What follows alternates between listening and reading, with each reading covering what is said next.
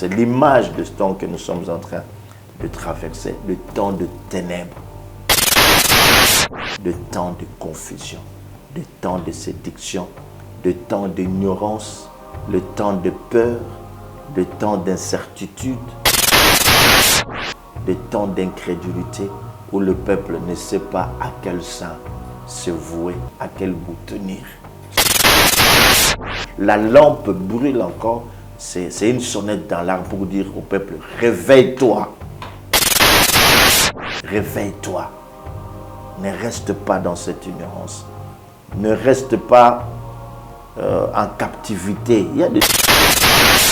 La lampe représente aussi les témoignages du chrétien. Ça n'a pas tout ma béco le kameba sambela. Ça n'a pas tout ma béco le kameba sambela. Vous êtes d'accord avec ce genre de personnes? Bon, c'est pas dire que je ne suis pas être d'accord ou pas d'accord. Le problème, c'est que le peuple de Dieu ne lit pas les Écritures. Le peuple de Dieu ne lit pas les Écritures. Les apôtres n'ont pas fait ça. Oh, oh, vers des terres, tu ne comprends pas. Qui es-tu sans Christ? Hein? Lui-même a dit, sans moi, vous ne pouvez rien. Donc, ça devient un problème aujourd'hui dans l'Église. Et le Christ est en train de pleurer par rapport à ça. Le Christ est en train de pleurer par rapport à ça. Car le fruit de la lumière consiste en toutes sortes de bonté. On nous montre maintenant comment nous devons marcher à la lumière. Bonté. Il faut être bon. Ça n'a pas tout ma béco le kameba sambela. Oui. De justice et de vérité. De vérité. Et ne prenez point part aux œuvres infructueuses des ténèbres. C'est que les œuvres qui ne produisent pas de fruits, mais plutôt condamnez-les. Lorsqu'on est dans la présence de Dieu, on est un homme heureux. Lorsqu'on est dans la présence de Dieu, on va fleurir comme le bâton d'Aaron. Dieu nous invite en ce temps à demeurer constamment dans sa présence. Lorsqu'on est dans la présence de Dieu, peu importe les problèmes qui nous assaillent, dans la présence de Dieu, nous aurons comme l'impression que nous sommes devenus légers et remplis même de cette présence.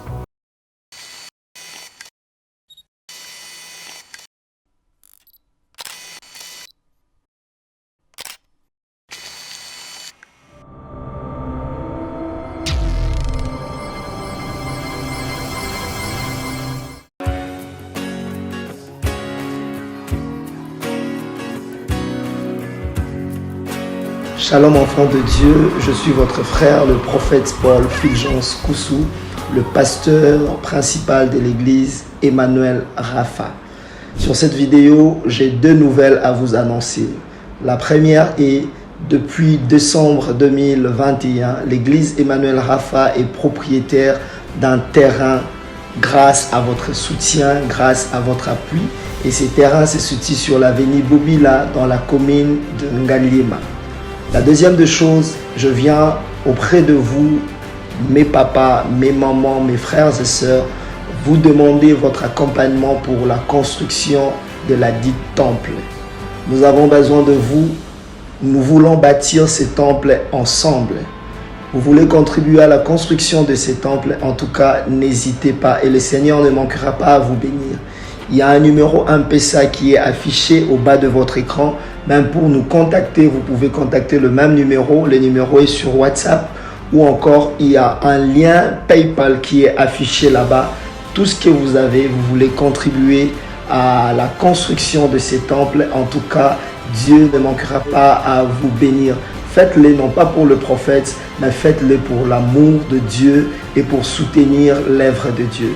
Si une fois l'église Emmanuel Rapha où le prophète Fulgence a été une bénédiction pour vous, pour votre famille, pour votre nation, alors n'hésitez pas à être aussi une bénédiction pour l'œuvre dont il est pasteur. Que Dieu vous bénisse. Shalom chez vous.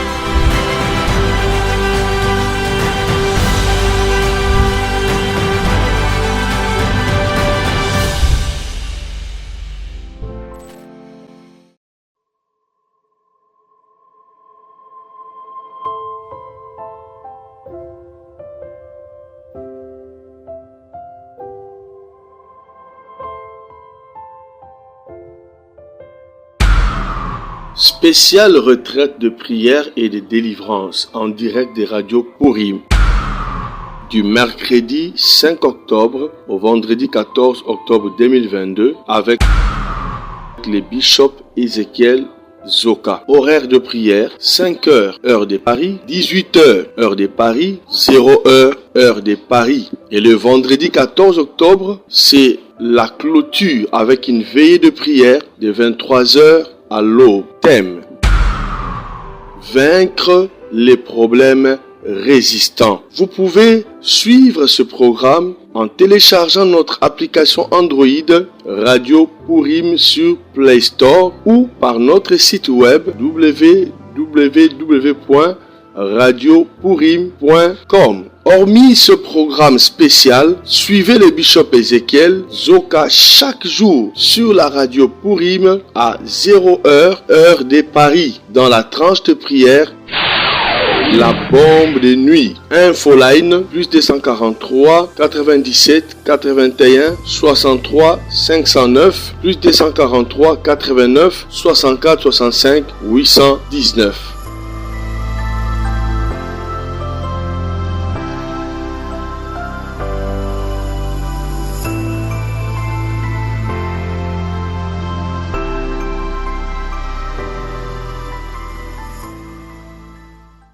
Vérité et réalité, votre magazine qui vous informe, qui vous forme. Nous avons également un divertissement, bien que cela soit très modéré.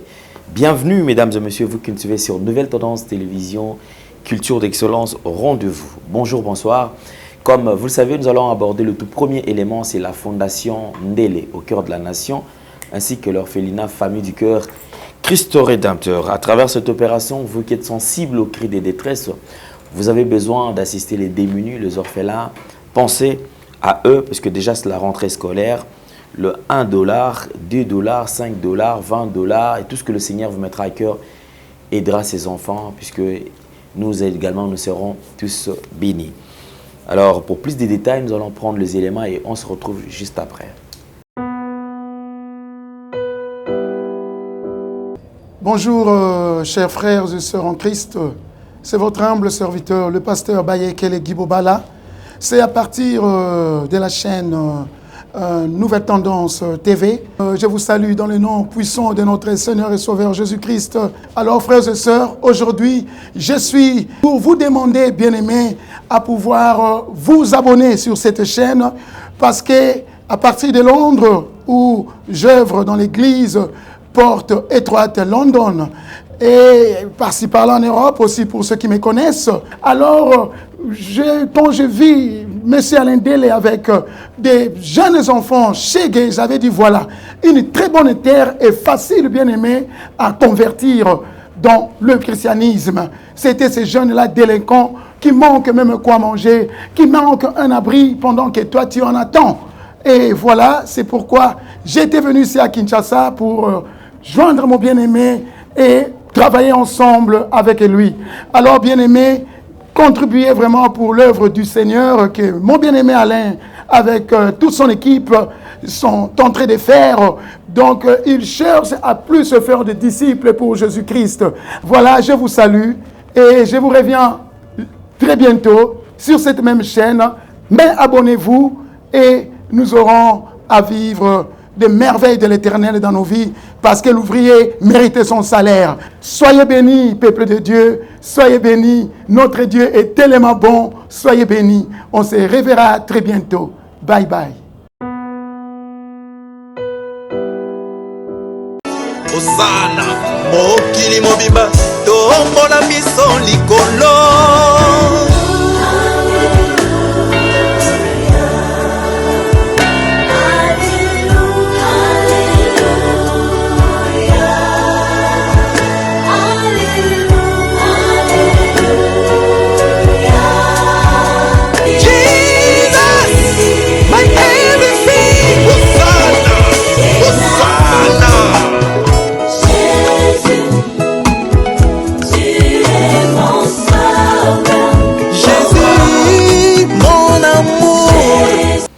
Nous sommes de retour sur ce plateau. Infiniment merci.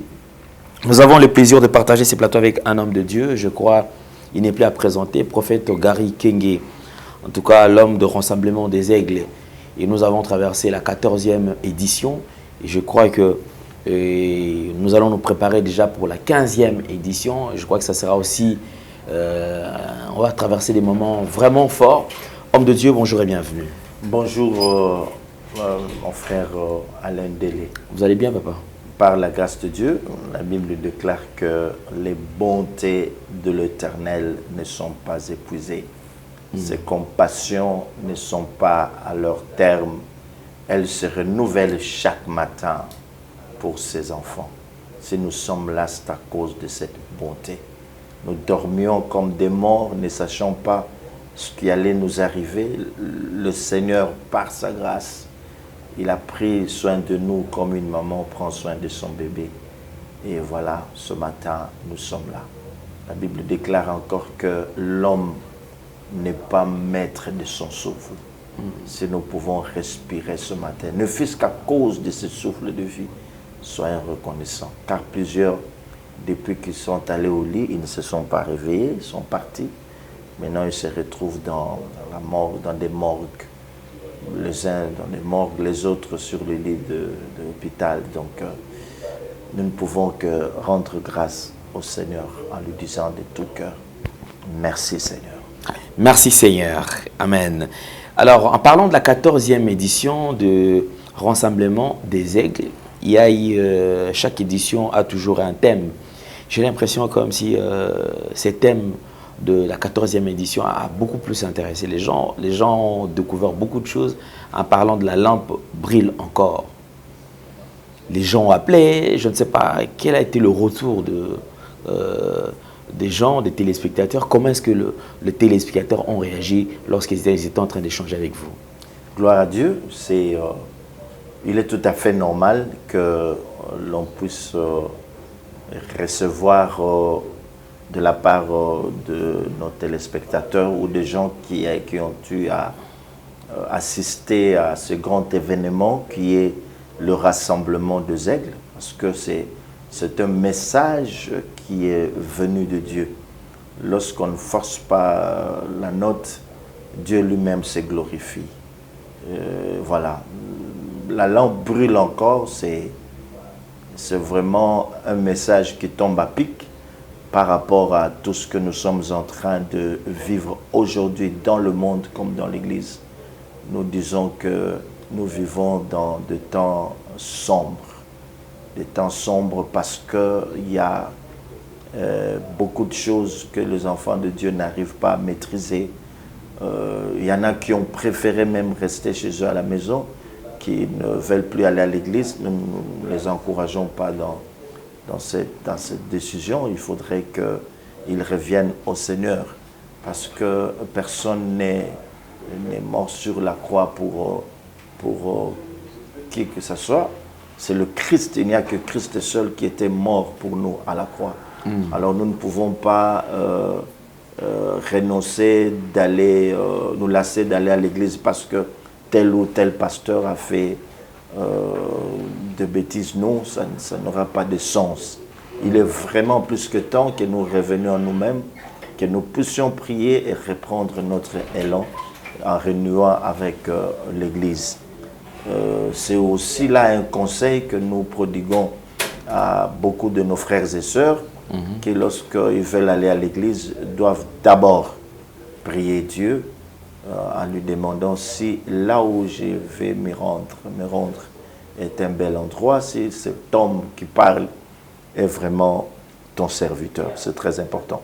Alors, Dieu nous a inspirés à partir d'un thème, d'un texte très important que nous sommes en train de lire. Maintenant, je pense que si ma mémoire est bonne, nous en sommes à notre 5e prestation depuis qu'on a commencé. Ça, c'est la 5e émission par rapport à ce grand thème qui est la lampe brûle encore. La lampe brûle encore, c'est un message d'espoir. La lampe brûle encore, c'est un message qui vient nous dire qu'il y a un appel de Dieu, un appel au réveil, un appel à la vigilance. La lampe brûle encore. C'est comme pour dire que la présence de Dieu est encore là, malgré tout ce que nous voyons dans l'Église, malgré tout ce qu'il y a comme bévue et tout ce qui peut vouloir nuire, ou la gangrène qui est en train de ronger l'Église en ce moment, toutes ces choses ne peuvent pas nous empêcher de relever la tête, tout en sachant que le Dieu qui a dit dans sa parole que tu es pierre, sur cette pierre je bâtirai mon Église, et les portes de séjour des morts ne prévaudront point contre elle. Ce Dieu-là prend encore soin de son Église. Alors nous allons faire notre lecture dans le livre de 1 Samuel chapitre 3, verset 1er, et nous nous arrêterons quelque part. Le jeune Samuel était au service de l'Éternel devant Élie. La parole de l'Éternel était rare en ce temps-là. Les visions n'étaient pas fréquentes. En ce même temps, Élie, qui commençait à avoir les yeux troubles et qui ne pouvait plus voir, était couché à sa place. La lampe de Dieu n'était pas encore éteinte et Samuel était couché dans le temple de l'Éternel où était l'arche de Dieu. Et nous avions dit que nous sommes dans une période où Israël est en train de traverser des temps difficiles. Le sacerdoce est bafoué, le sacerdoce est presque saboté. Il y a un problème. Les fils d'Élie sont en train de profaner le temple en couchant même avec les filles qui venaient pour faire des sacrifices au Seigneur. Et pendant ce temps, Élie, qui commençait à avoir des yeux troubles, on a constaté une sorte de laxisme dans son comportement. Quand bien même il était au courant de ce que ses enfants faisaient, lui, c'est comme s'il était indifférent quelque part. Il n'a pas réagi.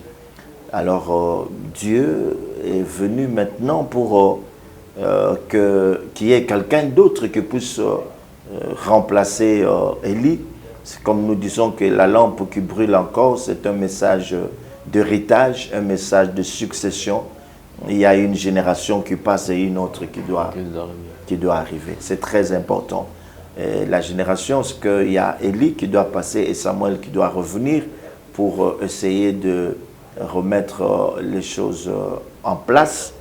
Et bien voilà, la Bible dit que les yeux du sacrificateur Élie commençaient à devenir troubles. Les yeux étaient troubles, il n'y avait plus de visions, les visions n'étaient plus fréquentes, la parole de Dieu était rare en ce temps-là.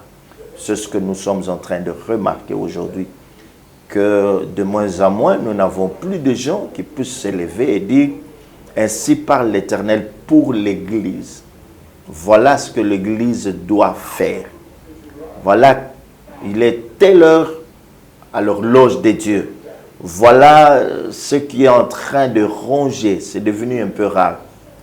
Vous allez vous rappeler de l'émission que nous avions faite la dernière fois, où nous disons qu'il ne faut pas que nous allumons notre propre feu pendant que la parole est rare. Mais la bonne chose que nous retrouvons ici, la chose qui puisse nous donner de l'espoir, c'est que pendant ce temps, c'est la position, l'attitude de Samuel qui est importante. Il était couché dans le temple en face de l'arche de l'Alliance, symbolisant la présence de Dieu. Dieu nous invite en ce temps à demeurer constamment dans sa présence. Aujourd'hui, lorsque les gens ont des problèmes, ils préfèrent se lamenter, ils deviennent comme des jérémiades, ils changent d'église à tout bout de champ, oubliant ou ignorant la chose essentielle qui consiste à ce que l'on vienne dans sa présence. Frère Alain, lorsqu'on est dans la présence de Dieu, on est un homme heureux. Lorsqu'on est dans la présence de Dieu, on va fleurir comme le bâton d'Aaron. Lorsqu'on est dans la présence de Dieu, peu importe les problèmes qui nous assaillent, dans la présence de Dieu, nous aurons comme l'impression que nous sommes devenus légers et remplis même de cette présence. C'est parce que ne peut voir la lumière que celui qui est au bel endroit. Là, c'est prophétiquement parlant. Lui, il est en face. Même s'il ne connaissait pas encore la parole de Dieu, nous disent les Écritures, même si c'est un gamin, mais la chose la plus importante qu'il a faite, c'est d'être dans la présence de Dieu. Vous savez, aujourd'hui, nul n'a besoin d'avoir plusieurs expériences dans le Seigneur, avoir connu Dieu depuis belle lurette, mais la personne qui apprend à demeurer dans la présence de Dieu, c'est elle qui va apprendre beaucoup de choses. C'est elle qui va recevoir pas mal de choses, pas mal de révélations. C'est elle qui va recevoir la maîtrise même du temps. C'est elle à qui, c'est à cette personne que Dieu va à tout moment lui révéler même le secret de son cœur. Parce qu'il demeure dans la présence. Et dans la présence de Dieu, on est même formé à telle enseigne que quand tu te présentes devant des gens, ils ont comme l'impression que tu as plus de 10 ans, plus de 20 ans dans le Seigneur, alors que tu n'es qu'un avorton, hein, un débutant. Quel est l'avantage que tu as reçu? C'est parce que tu sais demeurer dans la présence de Dieu. C'est là même le plus grand message qui nous a été donné. Va dire à mon église qu'il revête l'image de l'aigle. L'aigle qui se tient dans la présence de Dieu. Quand on est dans la présence de Dieu, on n'est pas surpris par les événements. En étant dans la présence de Dieu, on devient avant-gardiste. En étant dans la présence de Dieu, on n'est pas secoué. On sait, on maîtrise parce qu'on apprend dans cette présence. Et jusqu'à ce que ce monsieur a écouté la voix de Dieu. La lampe qui brûle encore. Nous avons vu que la lampe symbolisait plusieurs choses. Aujourd'hui, nous allons voir peut-être 2 ou 3 autres symboles. Quand on parle de la lampe, qu'est-ce que cela voudrait dire par rapport aux Écritures? À vous la parole. Effectivement, homme de Dieu, je crois, en parlant de la lampe, brûle encore. Vous avez parlé tout à l'heure, on va toucher sur 2 ou 3 branches encore. Symbole. 3 symboles ou 2 ou 3. Alors, en parlant de la lampe, brille encore. Ça veut dire encore quoi, en d'autres termes? Oui, il y a encore la présence de Dieu. La présence de Dieu est encore là. Il y a encore de l'espoir. Peu importe ce que vous pouvez connaître, la lampe brille encore. Le Seigneur est encore au contrôle. Il y a encore la lumière. Peu importe les problèmes, peu importe ce qui vous dérange, peu importe le rejet que vous avez connu, peu importe le bien que vous avez perdu, peu importe l'impression que vous avez de vous-même par rapport aux promesses que Dieu vous a faites et qui peut-être tardent à se réaliser. Mais sachez que ce n'est pas fini. Ce n'est pas fini. Ce n'est pas la fin. La lampe brûle encore.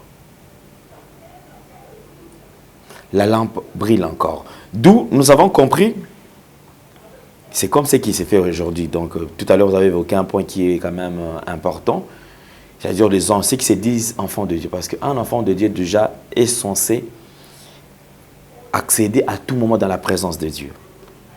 Qu'est-ce que font aujourd'hui? C'est-à-dire quelqu'un qui est là, qui a des problèmes, il préfère passer d'église en église, de pasteur en pasteur, prophète en prophète. Il ne veut pas entendre qu'on parle d'un prophète qui est là. Il y a tel qui est là. Ah non, non, je dois partir là-bas. Il quitte même son église où Dieu est présent. Il préfère aller chercher ailleurs au moment où c'est lui les problèmes. Donc, c'est-à-dire que la personne n'a pas voulu accéder dans la présence de Dieu. Ouais. Il préfère que quelqu'un d'autre accède dans la présence pour lui apporter la solution. Ouais. Non, mais c'est révolu ce temps-là, mes frères et sœurs, où il y a des gens qui puissent vous dire que non, nous allons prier pour vous. Vous restez à la maison. Je vais tout faire à ta place. Je vais intercéder en ta faveur. Je vais aller demander Dieu te concernant. Non, le sacerdoce a changé. Nous ne sommes plus sous le sacerdoce aronique ou le sacerdoce d'Aaron. Nous sommes sous le sacerdoce selon l'ordre de Melchisédek, le Christ, où tous nous accédons à la présence de Dieu. Car le rideau qui séparait, le voile qui séparait les lieux saints d'avec le lieu très saint, c'était déjà déchiré. Hein? Ce voile a été déchiré par le Christ et tout le monde a accès à la présence de Dieu. Donc vous peux venir dans la présence de Dieu et lui présenter ton problème. Tu lui formules tes requêtes. Seigneur, je viens à toi. Seigneur, tu sais que j'ai un problème. Tu sais que mon fils est malade. J'ai vu plus d'un médecin, il n'y a pas de succès. Seigneur, tu sais que dans ma famille, les gens se marient et n'ont pas de progéniture. Seigneur, tu sais que dans ma famille, il n'y a que de belles filles, mais qui ne se marient pas. Seigneur, tu sais que j'ai besoin de telles choses, que d'aller à tout moment voir des gens qui doivent prier à ta place, qui doivent prier pour toi. Donc toi, tu n'as pas le temps de venir. Non, Dieu dit, venez à moi, vous tous. Il n'a pas dit, venez à moi, vous qui êtes des pasteurs, venez à moi, vous qui êtes des prophètes. Il dit, venez à moi, même si vous balbutiez dans la présence de Dieu. Dieu ne tient pas compte de beaucoup de paroles que les gens prononcent lorsqu'ils sont dans sa présence, mais il ne tient compte plutôt compte de l'attitude de cœur, que tu lui dises mot, que tu lui dises, Seigneur, voilà ce qui me dérange. Et ce Dieu-là, la Bible dit, c'est un Dieu qui écoute les prières. Et tous les hommes viendront à lui. Mes frères et sœurs, il est vrai que par moments, nous avons besoin des prières des autres, car la Bible dit, priez les uns pour les autres. Mais nous-mêmes, d'abord, nous devons prendre notre propre fardeau, notre propre charge et ce qui pèse sur nous et apporter cela au Seigneur pour lui dire, Seigneur, voilà ce qu'il y a. Donc Dieu invite son peuple dans sa présence. Il est plus que temps, mes frères et sœurs. Lorsque vous allez vous habituer dans la présence de Dieu, beaucoup de mystères vous seront révélés. Vous allez comprendre pas mal de choses. Ces rideaux se déchirés pour que l'accès au mystère de Dieu nous soit révélé. Pour que nous rentrions en intimité plus profonde avec notre Dieu. Voilà. Que des gens qui sont en train de nous trahir, des gens qui sont en train de nous escroquer, des gens qui ont fait de nous, qui nous manipulent à tout bout de champ. Il y a des gens qui ont perdu beaucoup de biens à cause des prophètes. Ici, je vois que ta maison est envoûtée et c'est le prophète lui-même qui va chercher le véhicule, qui viendra prendre ces histoires. Et lui-même, après, lorsqu'il sort, c'est lui qui s'improvise en commissionnaire. Il y a des gens qui ont perdu leurs femmes, qui ont perdu leurs enfants. Et ces enfants sont devenus les enfants de la rue, autrement appelés chégués dans notre pays. Mais c'est à cause de ce manque de connaissances. Osée 4, dit, mon peuple périt parce qu'il manque de connaissances. Alors, et c'est ça le temps de ténèbres que nous sommes en train de traverser. Lorsqu'on parle de ténèbres, il s'agit de ce temps de manque de connaissances. Comme actuellement. C'est ça le ténèbre. Un temps de manque de connaissances. Et quand Osée dit, dans Osée 4, 6, mon peuple périt. Mais quand nous périssons, c'est parce qu'il y a le ténèbre. C'est la parole de Dieu qui est claire, mais là, c'est le manque de connaissances. Le ténèbre, c'est manque de révélations. Il n'y a pas de révélation. C'est tout ce temps, le temps de peur, le temps d'incertitude. Les gens sont dans une certaine incertitude. Le temps d'incrédulité. Tout ça, mis ensemble, c'est ça que nous pouvons appeler dans le langage prophétique le temps de ténèbres. Et la lampe vient pour éclairer. Mais c'est ça qui complique un peu, c'est cette manière de faire dans des églises, en fait. Parce que vous verrez dans une église, le prophète qui organise de prière, et il dit, j'irai à la montagne. Priez pour vous. Je vais prier pour vous. Amenez déjà tout ce que vous avez, amenez une bonne offrande et mettez dans cette enveloppe-là votre requête. Moi, j'irai parler. Or, ici, le verset que vous venez d'expliciter tout à l'heure. Vous avez dit, la parole de Dieu dit, venez à moi vous tous qui êtes chargés, fatigués, tout ça. C'est-à-dire que déjà, Dieu a besoin de ceux qui ont les fardeaux, ceux qui ont des problèmes, que ces gens-là viennent vers lui. Mais il n'a pas mis l'intermédiaire entre lui et ces gens-là. Non, non, non, il n'y a plus. C'est ça, je ne cesserai de le dire par la grâce de Dieu. Aujourd'hui, beaucoup d'églises sont en train de fonctionner comme si nous étions encore dans l'Ancien Testament. Le sacerdoce a changé, mon frère. Le sacerdoce exercé, c'est l'ancien sacerdoce. À l'époque, personne n'avait le droit d'entrer en contact directement avec Dieu. Personne. Si ce n'est le sacrificateur. Tu ne pouvais pas, après avoir péché, venir directement au Seigneur, pardonne mon nom. Tu dois passer par le sacrificateur. C'est ça le sacerdoce aronique. Tu ne peux pas de toi-même directement offrir à Dieu quelque chose sans passer par le sacrificateur. Tu ne peux pas ni confesser, ni entrer en contact avec Dieu, ni faire des offrandes de toi-même. Tout passer par le sacrificateur. En d'autres termes, il y a eu une classe intermédiaire. On ne cesserait jamais de le dire. Alors que la pensée première de Dieu, lorsque nous sommes dans Exode chapitre 19, ce n'est pas le verset 3, c'est le verset 6, nous allons lire là-bas. Dieu voulait faire de tout Israël un royaume de sacrificateurs. C'est ainsi que lorsque Christ vient dans le Nouveau Testament, le sacerdoce devient universel.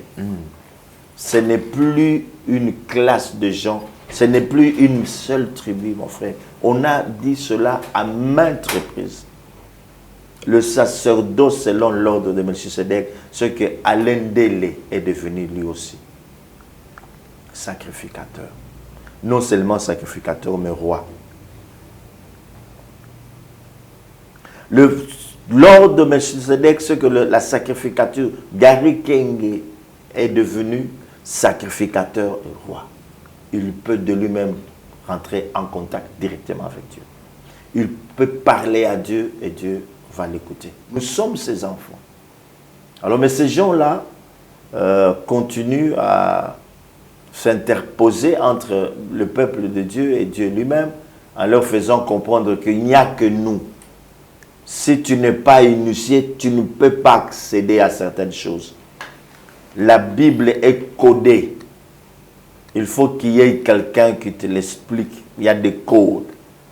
Dieu, par l'entremise de l'ange, quand il voulait parler à Moïse, il y a des choses que l'ange a dites à Moïse qui ne sont pas écrites dans la parole. C'est comme ça qu'ils sont en train d'endormir le peuple de Dieu. Alors tu as besoin de maîtres pour décoder ce qu'il y a. Tu as besoin de maîtres pour qu'il t'explique qu'il y a eu d'autres choses. Ça, c'est la Kabbale juive. Il y a eu d'autres choses que Dieu a dites à Moïse qui ne sont pas écrites. Il y a certaines pratiques dans la Bible que tu ne peux pas comprendre. Regarde ici, ça c'est la magie. Moïse aussi était magicien. Le plus grand magicien, c'était lui. Voilà pourquoi il était face au magicien de Pharaon. Il vous explique des choses ambiguës comme ça.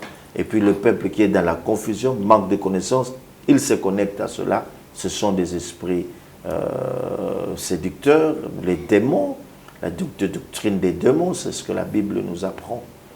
C'est ça le vrai problème. Le peuple de Dieu aujourd'hui ne sait pas approcher son Père pour lui parler. Mes frères et sœurs, Dieu est notre Père.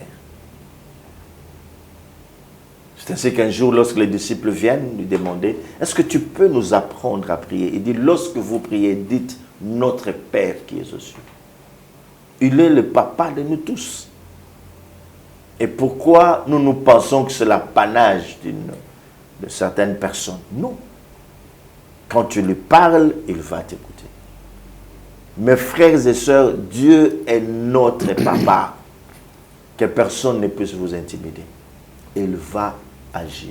Même quand vous avez un enfant malade à la maison, ça ne sert à rien à tout moment appeler les pasteurs, tout moment, non. Exercer la foi. Oui. Parler avec le Seigneur, il est là, il va agir, il va guérir. Oui. Alors, voici, Marc 16 dit, voici le miracle qui accompagneront ceux tous ceux qui auront cru. En mon nom. Ils chasseront les démons. C'est normal. Et maintenant, tout ça, ça symbolise ce temps. C'est l'image de ce temps que nous sommes en train de traverser. Le temps de ténèbres, le temps de confusion, le temps de séduction, le temps d'ignorance, le temps de peur, le temps d'incertitude, le temps d'incrédulité, où le peuple ne sait pas à quel sein se vouer, à quel bout tenir. C'est ça le temps que nous représentons. La lampe brûle encore, c'est une sonnette dans l'arbre pour dire au peuple, réveille-toi, réveille-toi. Ne reste pas dans cette ignorance. Ne reste pas en captivité. Il y a des gens qui vous ont pris en captivité. Aujourd'hui, c'est rare de voir un fidèle qui n'a qu'un seul pasteur. Les fidèles aujourd'hui ont plusieurs pasteurs. Plusieurs dadis. Il va là-bas, il va là-bas, il va à gauche, il va à droite. Et finalement, comment est-ce que Dieu va te bénir? Parce que quand Dieu va te bénir, tu ne sauras pas d'où est venue cette bénédiction. C'est toujours ce genre de mélange-là qu'il faut éviter. La lampe brille encore. Un autre point. La lampe brille encore, c'est que cette lampe sert à éclairer, c'est pour donner de la lumière que les lampes. Alors, la lampe brûle encore, ça représente aussi le chrétien que nous sommes. Très important. Nous allons lire, aujourd'hui, on ne vous a pas donné votre Bible, hein? Donc nous avons déjà dit plusieurs symboles que la lampe peut représenter. Aujourd'hui, nous pouvons lire Luc 8, lisez, nous allons lire beaucoup de versets. Des fois, c'est bien de le faire comme ça. Est-ce que tu peux lire, mon frère? Luc 8. Dans Luc chapitre 8, verset 16, qu'est-ce qui est écrit là-bas? Luc 8, verset 16. Oui, il y a un passage très important. Oui, qu'est-ce qui est dit? Luc 8, verset 16. Oui.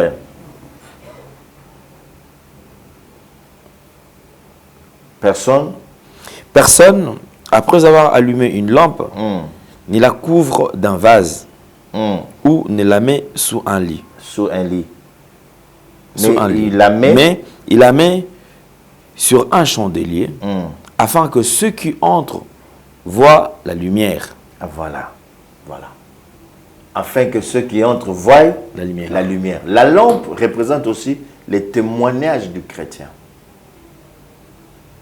Le chrétien représente aussi cette lampe, le témoignage du chrétien.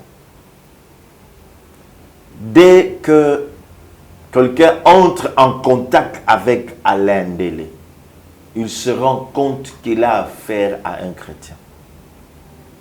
Ce n'est pas ce qui se passe aujourd'hui, où je dois me présenter, je suis chrétien. Non. Ta lumière, lorsqu'on est chrétien, on brille, on voit la lumière, les témoignages.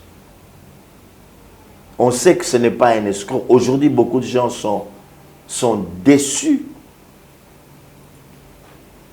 Ils trouvent que des escrocs, c'est toujours parmi les enfants de Dieu. Les plus grands menteurs, c'est parmi les enfants de Dieu. Les plus grands voleurs, c'est parmi les enfants de Dieu. On ne sait plus faire la différence ou distinguer les enfants de Dieu de ceux du diable. C'est devenu un problème aujourd'hui. J'ai oublié la référence biblique. Dans l'Ancien Testament, un jour, il y a des gens qui sont allés faire le rapport concernant le peuple d'Israël. Hein, parce que Israël était craint de beaucoup de gens dans la parole de Dieu. Et lorsqu'ils font leur rapport, ils disent non, il y a un peuple qui est différent des autres peuples. On a trouvé en Israël que c'était un peuple qui était différent. Le témoignage. La lampe représente cela, représente cette lumière. C'est ce qu'il dit, on la mettre sous la table, sous les boissons. Non, la lampe, on la met sur le chandelier ou sur la table pour qu'elle puisse éclairer. C'est ainsi que quelque part Jésus nous appelle et dit de nous que nous sommes la lumière du monde. Dans Matthieu 5, 14, il dit vous êtes la lumière du monde. Donc quand quelqu'un entre en contact avec nous, s'il est dans les ténèbres, directement ses défauts, les choses qu'il cache en lui sont mises à nu parce qu'il a rencontré la lumière. Ça, les témoignages. Mais aujourd'hui, est-ce que nous jouissons d'un bon témoignage? La Bible dit que la réputation, elle vaut plus que le parfum qui coûte cher, le parfum de grand prix. Et nous avons négligé cela. Aujourd'hui, nous mettons plus l'emphase sur les grâces, sur les dons spirituels que sur les fruits. C'est ça qui est prêché dans l'église. Regardez comment ils vont tomber. Regardez comment. Ici, il était guéri. Regardez, mais voyez ce miracle, voyez ce miracle. Mais le Christ a dit quoi? C'est à votre fruit. Vous les reconnaîtrez à partir de leurs fruits. Chaque arbre. C'est les fruits qui vont pousser les autres à reconnaître réellement que nous sommes enfants de Dieu. Déterminer la qualité de l'arbre. C'est pas... Moi, je n'ai jamais été impressionné par un miracle que quelqu'un peut faire. Je me dis, ce miracle, c'est Jésus qui l'a fait. S'il est avec Dieu, oui. C'est Dieu qui le fait, c'est pas toi. Et c'est des fois, ça me chagrine de voir quelqu'un qui passe à la télé et dit, c'est toi qui fais ça. Donc si c'est toi, donc ça ne sert à rien qu'on vienne avec toi. On a vu même les apôtres déchirer leurs vêtements lorsque à Lystre, quelqu'un qui était impotent de naissance a marché. Les gens sont venus pour dire, les dieux sous une forme humaine sont descendus vers nous. Ils ont dit c'était des dieux. Qu'est-ce qu'ils ont fait? Ils ont déchiré leurs vêtements. Pour dire non, ce n'est pas nous. C'est Christ. Mais aujourd'hui, lorsque les gens témoignent, le pasteur est là, assis sur une chaise comme le trône de Dieu. Hein? Vous trouvez la chaise sur laquelle le pasteur est assis, vous croirez que vous avez affaire au trône même de Dieu. Hein? Et puis quand on témoigne comme ça, lui dit, mais frère, vous avez vu? Mais ce n'est pas toi, c'est le Christ. Jean-Baptiste, qu'est-ce qu'il a dit? Il faut qu'il diminue que moi, que je diminue et qu'il croisse. Tout témoignage, retiens cela, Papa Alain, tout témoignage lorsqu'il est donné dans une église ou ailleurs, quand ça ne donne pas la gloire de Dieu, c'est plus normal. Mais en fait, prophète Gary, et très souvent on entend parler dans des églises, quand même, Boya et Pananga eratakate. Ouais, tikotak. Ngana, ouais, tikotak. C'est-à-dire que les lo kaka oye, yaka na obeto bisakoli, na osala boye, na kosala boye, et je passe. Vous êtes d'accord avec ce genre de personnes? Bon, c'est pas dire que je ne suis pas être d'accord ou pas d'accord. Le problème, c'est que le peuple de Dieu ne lit pas les Écritures. Les apôtres n'ont pas fait ça. Les apôtres n'ont fait que prêcher Jésus. Regardez le plus beau discours après la Pentecôte de l'apôtre Pierre. Il dit, c'est Jésus que vous avez crucifié. Dieu l'a ressuscité, il a fait de lui Seigneur. Hein? Et puis la Bible dit que les gens qui l'écoutaient eurent les cœurs vivement touchés à telle enseigne qu'ils se sont demandé, que ferons-nous, hommes frères? Hein? Paul, quand il parle aux Athéniens, il leur dit, après avoir parcouru votre ville, je vous ai trouvé un peuple extrêmement religieux. Mais ce que vous révérez sans le savoir, sachez que le Dieu qui a créé les cieux et la terre n'habite pas dans des mains d'hommes. Hein, dans des temples faits de mains d'hommes. Non. Dieu, sans tenir compte de tant d'ignorance, annonce aujourd'hui à tous les hommes qu'ils aient à se repentir, car il a fixé un jour où il jugera le monde. Ils n'ont fait que prêcher Jésus. Appeler des gens pour leur dire, venez rencontrer Dieu, Venez, mes frères et sœurs, avec vos fardeaux, rencontrer Dieu. Et lorsque vous appelez des gens pour venir vers vous, là, il y a quelque chose qui ne va pas. Et puis, ils sont trop imbus d'eux-mêmes. Quand tu les salues, c'est à peine qu'ils te répondent. Bonjour, pasteur. Oh, oh, vers des terres. Tu ne comprends pas. Qui es-tu sans Christ? Hein? Lui-même a dit, sans moi, vous ne pouvez rien. Vous l'appelez comme ça, il n'a pas le temps, il n'a plus ce temps de prendre le téléphone. Mais hier, quand tu n'avais rien, c'était l'ami de tous. Ça, c'est grave. On a vu ça. On a vu ça, les frères qui sont méconnaissables aujourd'hui, à cause des foules, à cause de ce qu'ils sont devenus. Donc, voilà, le miracle, le vrai, lorsqu'il s'est produit quelque part, ça donne gloire à Dieu. Les gens crient, les gens pleurent et ils donnent leur vie au Seigneur. Mais aujourd'hui, dans nos églises, que de miracles n'avons-nous pas vus? Mais ces gens restent toujours le même. C'est que ça, ce n'est pas de Dieu. Le miracle, lorsque Dieu l'opère, c'est avec un but. Que la gloire lui revienne. Et de deux, pour que les incrédules qui sont là puissent croire encore que Dieu existe. Mais si c'est pour maintenant haranguer de foule, se faire un nom, là, il n'y a plus Dieu.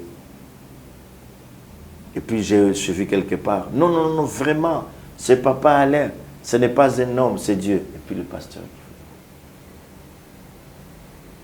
On ne sait même pas corriger ça. Mais quand je suis venu chez Papa Alain, c'était fini. Boya et pas Papa Alain. Il fait la publicité de l'homme. De l'homme. Et non de l'homme de Galilée. Non. Papa, reste calme à la maison.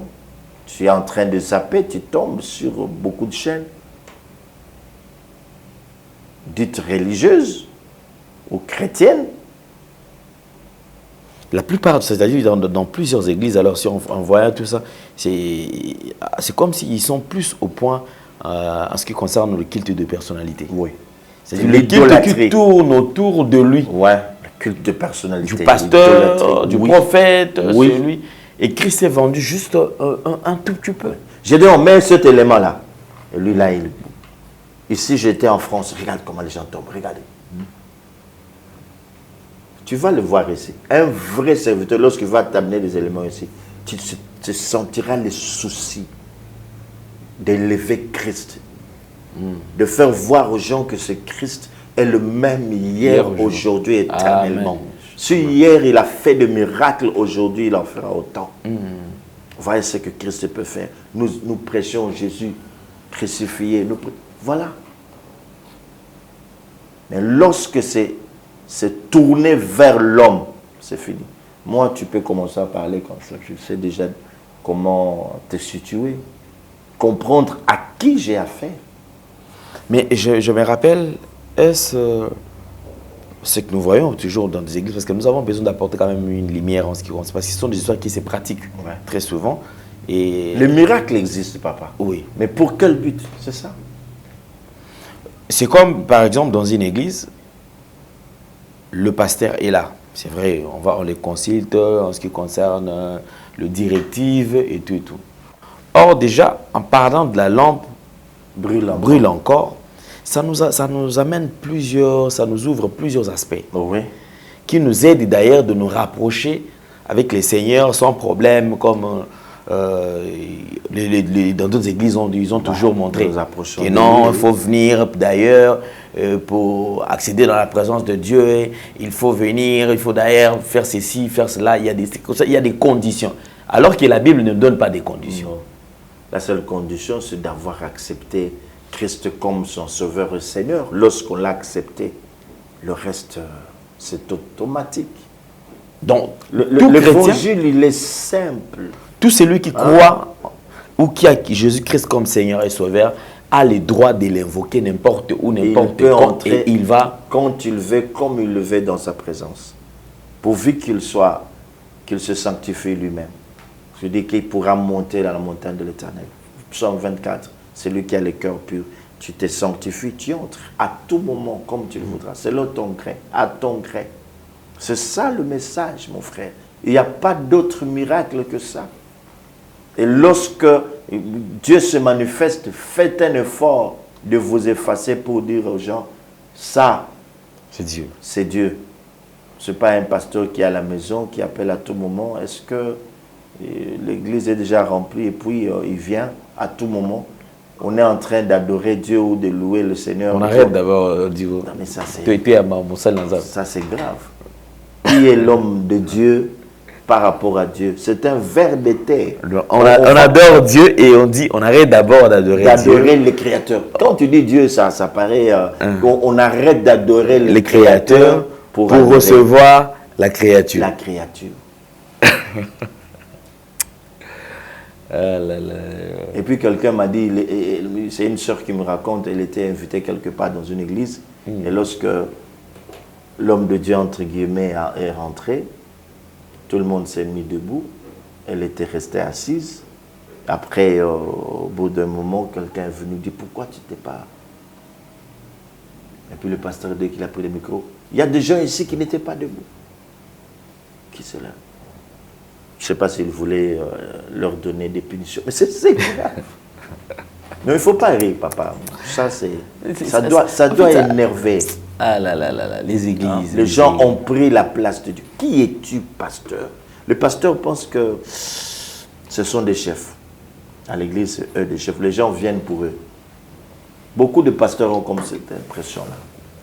Que les gens vont à l'église pour voir leurs exhibitionnismes.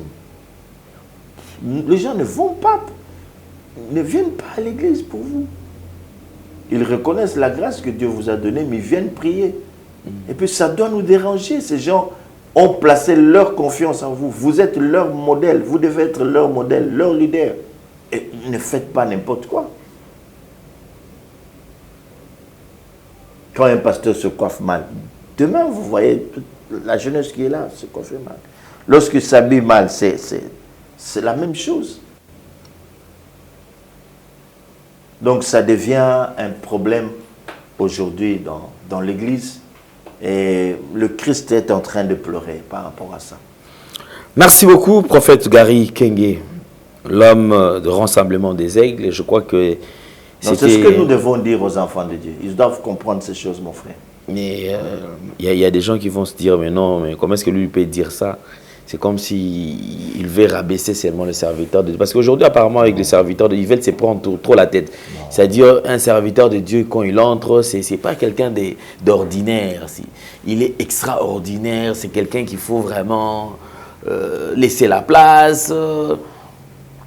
Papa Alain, nous sommes dans Éphésiens. Tu aimes bien ce passage, hein? Tu aimes bien écouter ce qu'il est dit. Verset 8, Éphésiens chapitre 6, verset 8 et le suivant. C'est pourquoi il est dit, étant monté en haut, il a mené de captifs et il a fait de dons aux hommes.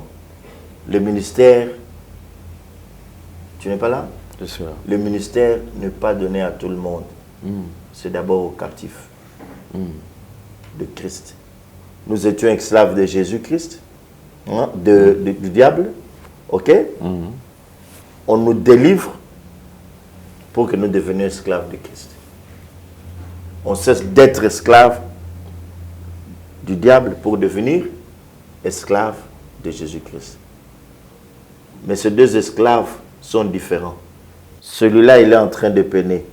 L'autre, on l'appelle esclave parce qu'il se soumet à son maître, il obéit par amour. Il n'y a pas une domination. Il a mené des captifs. Or, que signifie il est monté, sinon qu'il est aussi descendu dans les régions inférieures de la terre. Celui qui est descendu, c'est le même qui est monté au-dessus de tous les cieux, afin de remplir toutes choses. Il a donné le zin comme. La Bible ne dit pas, il a donné aux uns. Il a donné le zin comme. Apesi bamisusu lokola. Un pasteur un prophète, un évangéliste, un apôtre, un docteur, c'est un don que Dieu a fait à l'Église. C'est comme ça qu'il faut voir les choses. Est-ce que vous comprenez? C'est un don que Dieu donne à l'Église. Serviteur de Dieu. Je suis en train de servir Dieu, mais je suis un don pour l'Église. Le prophète Gary est un don pour l'Église, les ambassadeurs pour Christ, APC en cycle. Et je dois me comporter comme un serviteur et non un patron. Le pasteur n'est pas un patron. C'est un serviteur. Il est serviteur de tous. Il doit écouter les gens, il doit. Je pense que j'ai déjà dit ça lors de l'une des émissions que nous avions faites ensemble, de ces couples qui bat là. Hein? C'est qui bat là. Hein? Ouais? Où le frère un jour était en train de chanter à Zoloba. Lobi to ebela ki ba batelim pate na solo ya ba pate. Les autres ebela o yaza pasteur na solo parfum. Donc hier, lorsqu'on entrait en contact avec un pasteur, on sentait l'odeur des brebis. Mais aujourd'hui, nous reconnaissons les pasteurs de temps moderne par leur parfum. Donc on a cessé d'être avec les brebis. Consultation prophétique, pour voir l'homme de Dieu, il faut payer. Il y a des frais qu'il faut payer. C'est devenu difficile de le rencontrer. Et avant que quelqu'un entre, il demande au protocole comment il est habillé, tout ça. S'il est mal habillé, on ne le reçoit pas parce que on voit que c'est... Il n'y aura rien. Il n'y aura rien. Il n'y aura rien. C'est ça ce qui se passe à l'Église. Nous sommes les serviteurs de Dieu. La lampe brûle encore, c'est qu'il y a une classe qui est en train de passer et une autre que Dieu est en train de susciter. La réserve de l'Éternel. Amen. Le reste de l'Éternel. Amen. Qui était encore dans ces carquois que Dieu est en train de soutenir. Vous devez saisir ce message. Ce n'est pas fini, il ne faut pas dire l'Église est couverte. L'Église ne sera pas détruite. Certes, elle est infiltrée, c'est de temps que nous sommes en train de passer. Ce temps, les gens qui ont vécu à l'époque, ils l'ont aussi connu. Il y a eu des temps de troubles. Maintenant, la question que nous devons nous poser, c'est celle de savoir ce que ces gens-là avaient fait face à ce qu'ils ont connu comme problème. Élie a défié les prophètes des Baals. Donc il y a des gens qui se sont levés à l'époque. C'est aussi ce temps, comme ce temps que nous sommes en train de traverser, de temps de ténèbres, où nous disons que la lampe brûle encore. Il y a encore des gens qui juste de bons témoignages.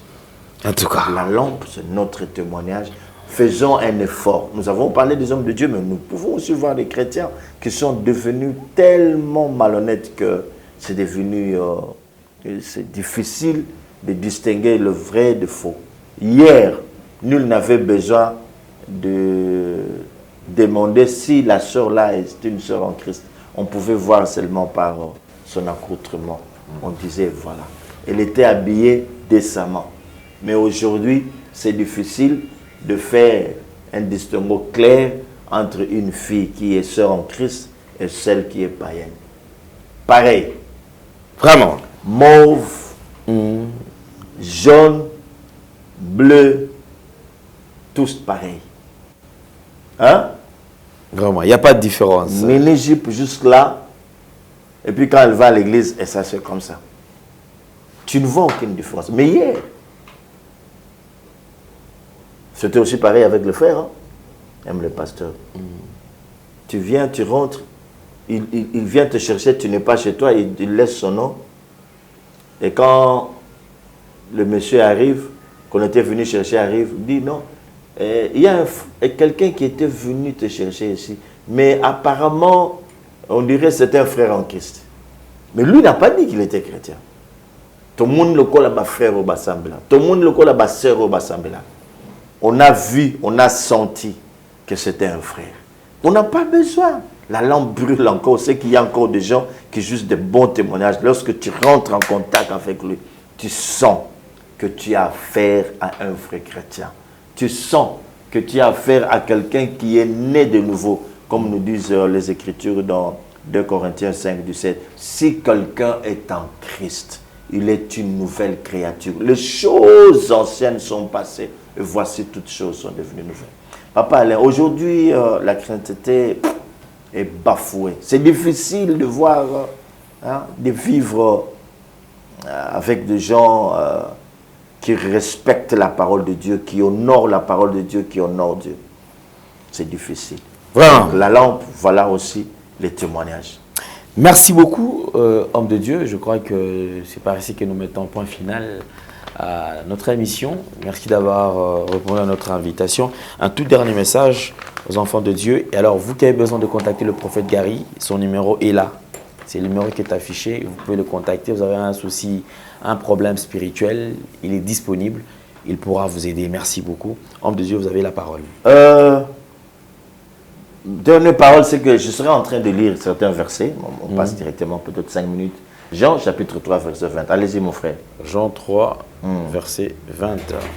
Lisons la parole. Car quiconque fait le mal est la lumière et ne vient point à la lumière, de peur que ses œuvres ne soient dévoilées. Voilà. Quiconque fait le mal est la lumière. Donc, il haït la lumière. Il ne veut pas venir à la lumière pour que ses œuvres ne soient pas dévoilées. Ne soient pas dévoilées. Là où la lampe brûle encore, les gens se cachent. Ils se cachent. Pendant qu'il fait jour dans la lumière, les voleurs n'aiment pas ça. Et c'est ce qui se passe quand la lampe brûle encore. Les œuvres de ces gens-là vont être mises à nu. Ok? C'est très important.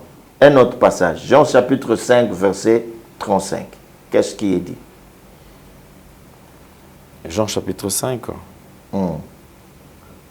Verset 35. Allez-y, il nous reste le dernier verset. C'est très bon. Jean chapitre 5, verset 35. 35. Jean était la lampe qui brûle et qui luit. Et vous avez voulu vous réjouir 1 heure à sa lumière. Jean était qui? La lampe. Était la lampe. Qui brûle. Donc, que ceux qui nous suivent, tu peux dire à ton voisin, ta voisine, tu es une lampe qui brûle. Papa Alain, tu es une lampe qui brûle. Yes. Tu dois continuer à brûler. La lampe représente aussi le chrétien, la personne qui a Jésus-Christ. Nous sommes des lampes. Il ne faut pas que ta lampe puisse s'éteindre. Le dernier verset maintenant. Alléluia. C'est bien. Hein? Aujourd'hui, le dernier verset, nous sommes dans Ephésiens chapitre 5, verset 8 à 11. Le tout dernier passage. Donc c'est très bien. Ephésiens chapitre 5, verset. Mes frères, restez lire ce passage. La lampe peut aussi représenter la personne que nous sommes. Faisons un effort pour que la lumière ne se teigne pas. Si cette lumière se teint, c'est fini. Nous sommes foutus. Allez-y. Ephésiens chapitre 5, verset 8. Autrefois, vous étiez ténèbres. Autrefois, vous étiez ténèbres. Et maintenant, vous êtes lumière maintenant, dans le Seigneur. Vous êtes lumière dans le Seigneur. Autrefois, nous étions ténèbres. Pourquoi? En faisant le péché. Alors maintenant, nous sommes... Alors, allez-y. Marchez. Marchez comme des enfants de lumière. Mes frères et sœurs, la lampe brûle encore. Nous devons marcher comme des enfants de lumière. Amen. Amen. Amen. Allez-y. Car le fruit de la lumière consiste en toutes sortes de bonté. On nous montre maintenant comment nous devons marcher à la lumière. Bonté. Il faut être bon. Ça n'a pas tout le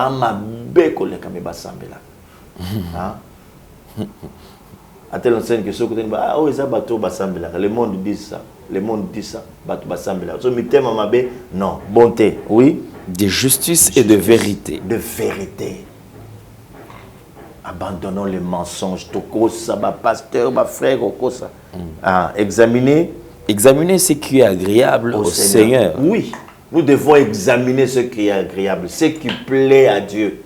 C'est comme la Bible nous dit, fais de l'Éternel te délice. Il te donnera ce que ton cœur désire. Faisons ce qui est agréable à Dieu. Est-ce que ma kambo n'est pas ça? Est-ce que ce que je suis en train de faire, Dieu va en être content. Faites ce qui est agréable à Dieu. Oui. Et ne prenez point part aux œuvres infructueuses des ténèbres. C'est que les œuvres qui ne produisent pas de fruits. Mais plutôt condamnez-les. Il faut condamner les œuvres infructueuses de ténèbres. Tout ce qui est ténébreux doit être extirpé de notre vie. Gardons notre lampe allumée, que la lampe continue à brûler.